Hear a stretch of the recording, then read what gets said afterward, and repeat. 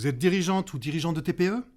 Vous êtes intéressé par les enjeux et les défis des très petites entreprises? Vous souhaitez qu'on parle plus et mieux de ce que vous vivez au quotidien? Sortez de l'anonymat. Alors aujourd'hui, j'aimerais évoquer une question sous-jacente à la création d'entreprises ou à l'entrepreneuriat. Faut-il risquer de tout perdre pour réussir? Vous écoutez les podcasts Ma vie de patron, la chaîne des dirigeants de petites entreprises. Vous avez un projet de start-up innovante? Je vous aide à définir le meilleur business plan et la meilleure stratégie marketing. Contactez-moi sur mavidepatron.fr. En réalité, cette question se pose dès qu'on se lance dans l'aventure de l'entreprise. Alors, créer une entreprise, ça nécessite des compétences, de la volonté, un certain niveau d'exigence, comme déjà évoqué dans de précédents podcasts, mais surtout, cet exercice, malheureusement ou heureusement, nécessite de l'argent. Et en fonction du projet, cette création d'entreprise ou le développement d'entreprise d'ailleurs ne peut nécessiter plus ou moins d'argent, ça dépend de quel secteur d'activité on aborde et dans quel secteur on crée son entreprise. Souvent, au moment de créer son entreprise, même une TPE, un apport financier personnel est nécessaire. On ne peut pas arriver sans rien, on peut dire, voilà, au moins qu'on ait, évidemment qu'on soit rentier ou qu'on ait vendu une autre entreprise précédemment, ça peut arriver aussi. Mais enfin, en général, quand on va trouver son banquier, il va vous demander un apport personnel. Quand vous sortez d'une période de chômage, comme c'est le cas souvent dans à peu près 30% des cas des créations d'entreprises, vous sortez de l'école et que vous avez un projet de création d'entreprise, il est difficile d'avoir les fonds pour pouvoir créer cette entreprise, ou des fois c'est voire insurmontable de mobiliser même 10 000, 20 000, 30 000, 40 000 euros sur des fonds propres. Surtout si, dépendant de votre situation, si vous n'avez pas de biens, si vous n'avez pas d'équipement monnayable, le banquier, en général, ne vous prêtera rien du tout. Et en tout cas, il ne vous prêtera rien sans garantie ou sans caution personnelle, ce qui est souvent exigé, donc ce qui rajoute encore à une forme de précarité. Je crois que j'ai déjà raconté dans ces podcasts comment, quand j'ai démarré mon activité, aucune banque contacté ne voulait même m'ouvrir un compte. Effectivement, à l'époque, il y a presque une trentaine d'années, je sortais d'une période de chômage et qui va vous ouvrir un compte pour vous mettre de l'argent en plus prêté pour démarrer une activité? Donc aucune banque ne voulait nous m'ouvrir de compte. Et puis en plus, je sortais d'une période de longue maladie, donc évidemment, on ne va pas parier sur un cheval malade, on va dire ça comme ça. Donc c'est très difficile. Et dans beaucoup de cas de création d'entreprise, les porteurs ou les porteuses de projets, de création d'entreprise, quel que soit le secteur d'activité, sont souvent confrontés à ce genre de problème. Ça peut être donc quand on veut acheter un fonds de commerce, ou acheter ou investir dans du matériel ou des équipements pour un commerce, pour faire de l'artisanat. On a besoin de machines, on a besoin d'équipements, on a besoin d'étals, on a besoin de... Peu importe, on a besoin d'équipements, ça nécessite de l'argent qu'on n'a pas forcément. Donc de toute façon, quand on va trouver son banquier, alors si c'est du matériel, il va mettre l'hypothèque sur le bâtiment. Si vous investissez dans un bâtiment, évidemment on peut louer des bâtiments, c'est évidemment, mais dans certains cas ça nécessite de construire son propre bâtiment parce qu'il faut qu'il soit... agencé d'une certaine manière ou ordonné d'une certaine manière pour votre activité. En général, la banque va prendre une hypothèque sur le bâtiment, et puis surtout les autres équipements, le banquier va s'assurer que le matériel est revendable. Et donc, de toute façon, il met une caution sur le matériel en disant que tant que le prêt n'est pas remboursé pour le matériel, que ce soit des véhicules, par exemple, en général, vous achetez un véhicule, votre véhicule, il est saisissable par la banque automatiquement s'il n'a pas été fini d'être remboursé. Donc voilà, du coup, c'est quand même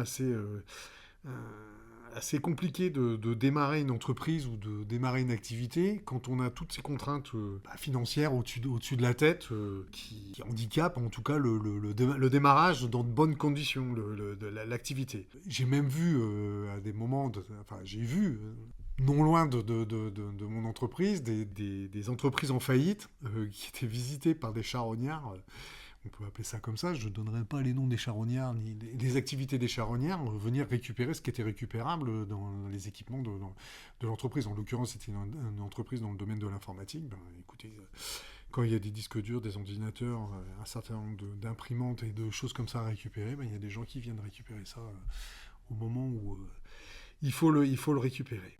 En fait, je me suis toujours posé la question de savoir comment fait-on si l'entreprise dépose le bilan, par exemple, que les banques ont saisi le matériel, qu'un mandataire judiciaire a été nommé et a bloqué en général tous les comptes, parce que c'est comme ça que ça se passe, hein, quand une entreprise a déposé le bilan, quoi, elle est en liquidation judiciaire, qu'on n'a plus rien pour se loger, pour manger. Et il faut aller voir la détresse de certains chefs d'entreprise, hein, dans les tribunaux de commerce ou dans les pôles sociaux des tribunaux de grande instance. Il y a des décisions qui sont prises par des juges avec des gens qui viennent pleurer en disant qu'ils n'ont plus rien, qu'ils ne savent pas comment ils vont pouvoir vivre parce qu'on leur prend tout. Et quelle est leur faute? C'est d'avoir osé créer une entreprise. Ça n'exonère pas forcément de toutes les erreurs éventuelles qu'ils aient pu faire, mais c'est quand même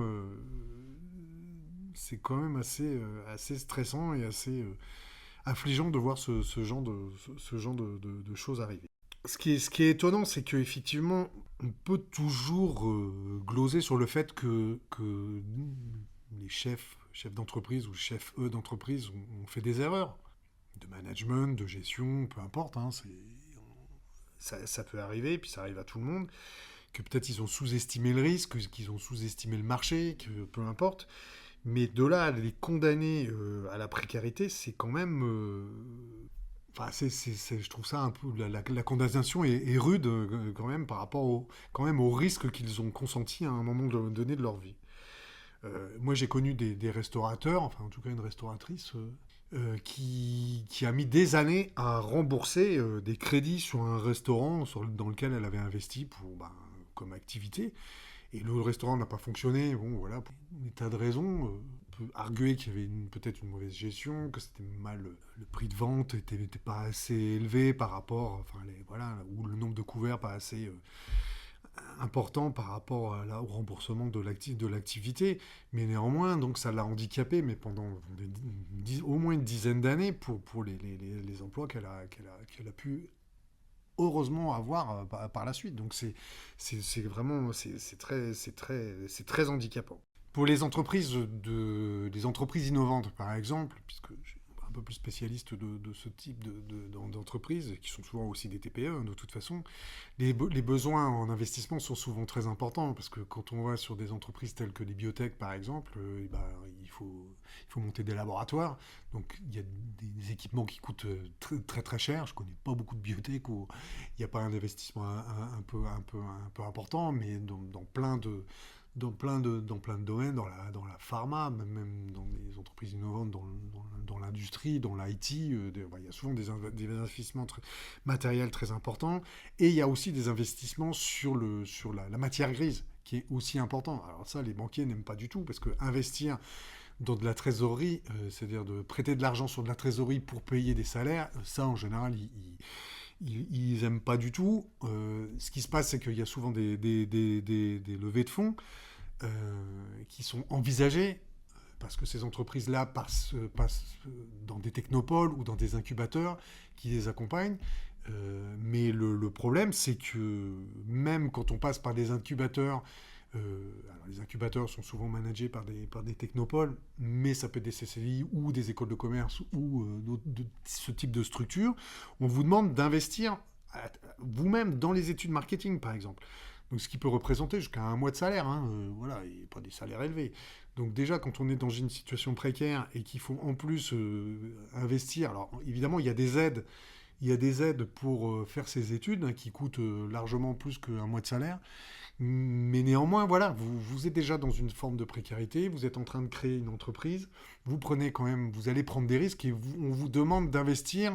Il faut que vous contribuiez à l'effort entrepreneurial, donc vous devez être un exemple, un modèle de cet effort entrepreneurial. Ce qui n'est pas illogique, hein, c'est simplement, il faut voir aussi les situations financières des créateurs ou des créatrices d'entreprises au moment où ils créent leur entreprise. Et ça, j'ai vécu. Je l'ai vécu au moins 2 ou 3 fois. Et ben, à chaque fois, on vous demande d'investir. Et si le projet n'aboutit pas, en plus, vous avez investi de l'argent à fond perdu.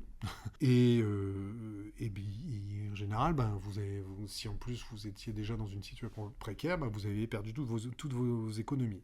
Combien de fois on m'a demandé, alors évidemment au démarrage de l'entreprise, avant de créer l'entreprise, mais je pense que dans tous les cas de création d'entreprise, c'est ce qui se passe, on vous demande explicitement, hein, de racler les fonds de tiroir, de demander à vos vieux oncles et tantes de vouloir contribuer à l'effort entrepreneurial du porteur ou de la porteuse de projet, ce qui est quand même assez particulier. Et ceux qui vous demandent ça, c'est souvent aussi les structures accompagnatrices, les technopoles, les incubateurs, alors les banquiers évidemment, vous disent, bah, vous pouvez demander là autour de vous, vous avez bien des proches qui vont vous prêter 10 000 euros, 20 000 euros pour vous. C'est pas forcément évident d'aller taper. Alors on peut avoir comme j'ai dit, des vieux oncles ou des vieilles tantes riches, ça peut arriver, mais c'est pas le cas dans toutes les familles. Au nom du principe que quand les personnes d'un certain âge ont plus ou moins fait fortune, ont fait leur vie, ont profité des 30 glorieuses, etc. Mais c'est pas le cas pour tout le monde et c'est pas le cas dans toutes les familles. C'est pas comme ça que ça se passe. Hein. Voilà. Alors, c'est ça, cet effort qui est demandé par les structures accompagnatrices, que j'appelle les structures accompagnatrices, les CCI, les BPI, les technopoles, les incubateurs, etc. En fait, vous enjoignent de faire un effort financier alors que vous êtes la plupart du temps dans une situation précaire au moment de la création d'entreprise. C'est pas le cas de tout le monde, hein, évidemment, mais quand on crée une très petite entreprise, que ce soit un commerce, de l'artisanat ou d'autres types d'entreprises, j'ai parlé des entreprises innovantes, c'est souvent des TPE, on commence à 1 ou 2, ou voire tout seul, hein, voilà, dans ces cas-là.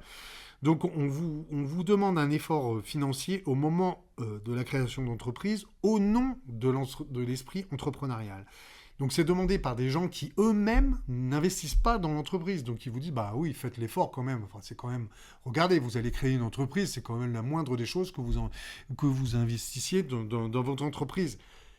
Ce qui peut se comprendre, enfin logiquement ça peut se comprendre, mais néanmoins, c'est quand même vous qui prenez le risque, quoi. Et donc cet esprit entrepreneurial ou cet esprit d'entreprise, il se mesure à la façon dont vous osez vous lancer sans filer finalement. Alors les banques, les experts comptables ou les avocats, en fait, ils vous accompagnent souvent pendant ces phases-là à titre onéreux. Enfin, c'est jamais gratuit. Il peut y avoir des experts comptables au démarrage de l'entreprise qui peuvent consentir à vous faire des prévisionnels. En fait, pas à titre gracieux, mais en fait, ils vous font un prévisionnel au moment de la création d'entreprise, sous réserve que, une fois que l'entreprise va être lancée, ils vont récupérer évidemment les honoraires auxquels ils ont droit. Évidemment, hein, tout travail mérite salaire, il n'y a pas de souci là-dessus, mais en fait, vous financez déjà une partie de cet accompagnement, aussi auprès de partenaires qui sont un peu incontournables, hein, je parle des banques, des experts comptables ou les avocats, quand il faut rédiger des pactes d'actionnaires, qu'il faut faire les statuts de l'entreprise, etc. Vous n'avez pas les compétences juridiques pour faire ce genre de choses, ben ces gens-là se rémunèrent. Évidemment, dans vos plans de financement, en général, on le prévoit, hein, c'est de 10, 15, 20 000 euros en général qu'il faut bloquer pour ce genre de choses. Encore une fois, quand vous démarrez, vous sortez d'une période de chômage, vous n'avez pas de réserve, c'est compliqué, hein, de faire tout ce travail-là. Donc en fait, le problème, c'est que les garde-fous en France n'existent pas. J'en ai déjà parlé. Ils n'existent pas parce que, en plus, l'échec n'est pas valorisé. Contrairement aux pays anglo-saxons, on va vous dire, écoutez, monsieur, voilà, vous avez échoué. Sur la création d'entreprise, ne revenez pas me voir pour remonter une activité parce que je vais pas parier sur un mauvais cheval puisque vous avez déjà échoué, ce qui est un mauvais calcul, hein, parce que c'est pas parce que vous avez échoué une fois Alors, peut-être parce que vous êtes mauvais gestionnaire, mais en général, c'est aussi parce que le marché n'a pas été bien estimé ou que la conjoncture s'est retournée. Ça, que voilà, il y a plus de marché à un moment donné. Hein. On l'a bien vu pendant le Covid. Hein. Certaines activités se sont arrêtées du jour au lendemain. Donc, est-ce que c'est la faute des porteurs de projets? Non. Voilà. Bon, là, l'État a fait l'effort d'accompagner les gens qui étaient dans ces situations-là, mais c'est pas toujours le cas. Et puis je rappelle que quand même, moi j'ai lu dans la presse récemment qu'il y avait à peu près 50 000 dirigeants d'entreprises qui ont perdu leur emploi cette année, en 2024. C'est beaucoup. Et qui ont perdu leur emploi sans assurance chômage. Donc on se démerde, quoi. Donc si ces gens-là sont tout seuls, s'ils sont pas en couple, s'ils sont pas, voilà, s'il y a personne d'autre pour faire bouillir la marmite, ça peut paraître compliqué, hein. Moi, ça m'est arrivé. Donc on laisse des gens dans des situations d'une grande précarité, alors que, à mon avis, ils ont osé prendre le risque, ils ont pris le risque de créer une entreprise. Alors, en conclusion, on pourrait dire que le risque entrepreneurial ne paye pas, du moins en France, comme je l'ai expliqué. Au point que certains prennent le risque de tout perdre pour réaliser leur rêve de création d'entreprise. Et je pense que la société, en tout cas la société française, pourrait au moins valoriser ceux qui ont osé entreprendre. Vous avez un projet de start-up innovante? Je vous aide à définir le meilleur business plan et la meilleure stratégie marketing. Contactez-moi sur maviedepatron.fr. Les TPE représentent 1 million de dirigeants d'entreprise. Il était temps qu'on parle de ces femmes et de ces hommes qui produisent une partie non négligeable des richesses de ce pays. Je vous dis donc à bientôt pour d'autres podcasts sur les TPE.